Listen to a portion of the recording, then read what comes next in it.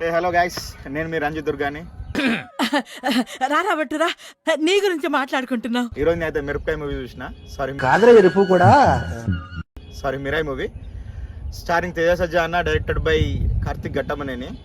నేను ఈ మూవీ చూడడానికి రెండు కారణాలు ఏంటి అంటే, first of all director Karthik Ghattamaneni అన్న ప్రీవియస్ మూవీస్ నాకు చాలా ఇష్టం.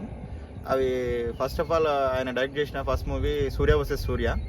నెక్స్ట్ రీసెంట్గా వచ్చిన ఈగల్ మూవీ, రవితేజ అన్న స్టారింగ్ అందులో. అవి రెండు యూనిక్ సబ్జెక్ట్స్, నాకు చాలా ఇష్టం. అందువల్ల నేను ఈ సినిమా చూడడానికి కూడా అదొక కారణం. నెక్స్ట్ మన తేజ సజ్జా అన్న, ఆయన కూడా యూనిక్ సబ్జెక్ట్స్ సెలెక్ట్ చేసుకుంటాడు. రీసెంట్గా వచ్చిన హనుమాన్ కానీ, అంతకుముందు వచ్చిన జాంబీ రెడ్డి కానీ, అద్భుతం మూవీ ఇంకా చాలా బాగుంటుంది. వీళ్ళిద్దరి కాంబోలో వస్తుంది కాబట్టి మనకు కూడా మంచి క్యూరియాసిటీ తోటి పోయి సినిమా చూసినాం. మనం పెట్టుకున్న హైప్కి అయితే ఏం మించకుండా ఉన్నది మూవీ లైన్లోకి వెళ్తే, అశోకుడు యుద్ధాలన్నీ గెలిచిన తర్వాత తన వల్ల అయిన ప్రాణాలకు పశ్చాత్తాపం చెంది తన దగ్గర ఉన్న శక్తిని స్ప్లిట్ చేసి 9 గ్రంథాల్లో భద్రపరుస్తాడు. దాన్ని వారిని భద్రపరచమని వాళ్ళకి ఇస్తాడు. వాటిని మన హీరో ఎలా కాపాడిన అనేది మూవీ ప్లాట్. మూవీలోకి వెళ్తే స్టార్టింగ్ ప్రభాస్ అన్న వాయిస్ ఓవర్ తోటి మనకు సినిమా స్టార్ట్ అవుతుంది.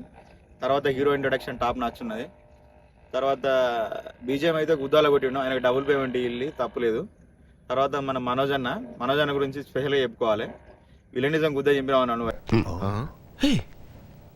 ఇప్పుడు నువ్వేమన్నా ఏ హిక్కుంటావో ఇక్కో అన్నాను.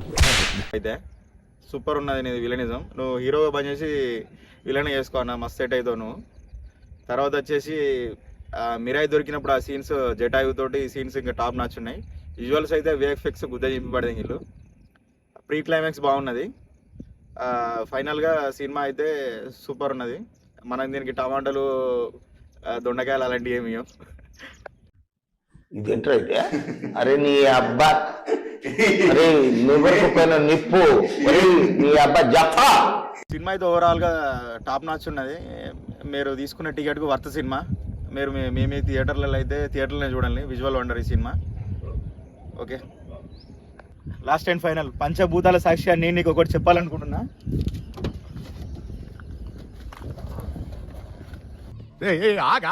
ఏంటా పంచభూతాలు? ఏం లేదు, సబ్స్క్రైబ్ చేసుకోవాలి.